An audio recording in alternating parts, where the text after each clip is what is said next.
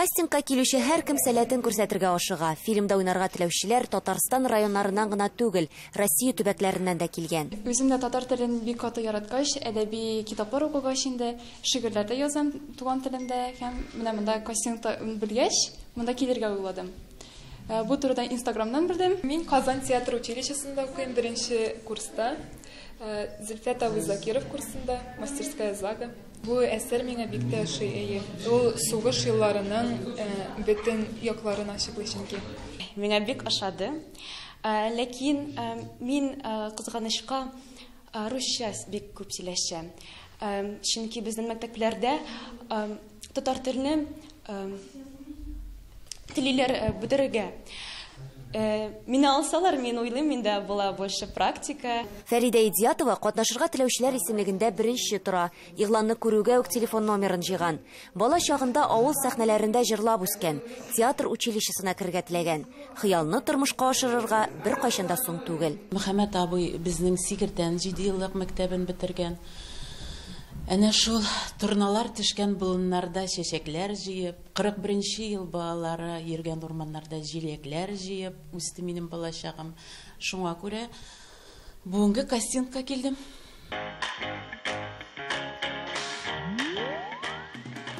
Нәрсә әзерлисез бик каты? Тырышып.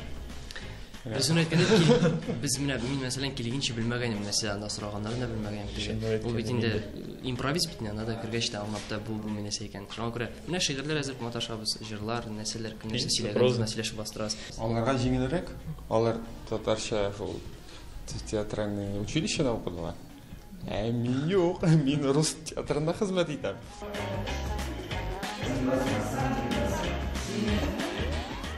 Бу рольдә дә үземне сынап карыйсым килә, актриса буларак. Мин килергә булдым, катнашырга булдым кастингта. Кастингның һәр көнендә исемлеккә 100дән артык кеше языла. Мөхәммәд Мәгъдиевның сөйләме бай, ул татар теленең нечкәлекләренә кадәр белеп язучы, әсәрләре халыкчан. Шуңа да кастингка килүчеләрнең татар телен белүе төп шарт. Без инде беренче тапкыр барып кайттык театральный училищега. Чөнки безнең әсәрдә, бу әсәрдә күбрәк безгә яшьләр, егетләр һәм кызлар кирәк. Инде без эшнең башын шуңа күрә шуннан башларга булдык. Бүгендә без һәрбер кешегә 3 минут бирелгән. Шушы 3 минутта без аларны карарга тырышабыз. Һәм дә шул карагач безгә тагын кемнәр ошый, без аларны яңадан чакыртып, аннары инде текст белән эшләп карыйбыз. Без инде бу әсәргә үзебезнең Татарстандагы барлык театрыбызның зур артистларында җәлеп итәрбез дип уйлыйм. Мөхәммәд Мәгъдиев без 41нче ел балалары повестен 1960 елда яза. Басылып чыкканның 2нче көнендә үк әсәр шау-шу куптара, авторга популярлык китерә. Ул сугыш чорының авырлыкларын, тетрәндергеч вакыйгаларны уен-көлке, юмор аша ачып сала. Шул вакыттагы өйләрне, шул вакыттагы училище биналарын, шул вакытта булган дәфтәрләр, китаплар, бүтән әйбер шул вакытта булырга тиеш. Хәзер менә Арча районы белән бик тыгыз элемтәдә. Анда шул училище булган биналар әле дә исән.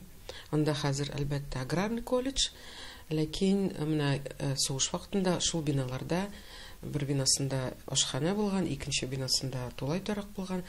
Менә шунда без барып кайттык, аларны кулланырга була, менә шунда төшергә була. Әсәрдә Бөек Ватан сугышы чорында 14-15 яшьлек балаларның педагогия көллиятендә укулары, нинди генә авыр заманда да белем алырга тырышуларын күрәбез. Хәзерге яшьләргә яхшы үрнәк. Фильм 2 сериядан торачак. Февраль ахырында кышкы сәхнәләрне инде төшерә башларга да планлаштыралар. Эльвира Хөснетдинова, Татарлар, Казан.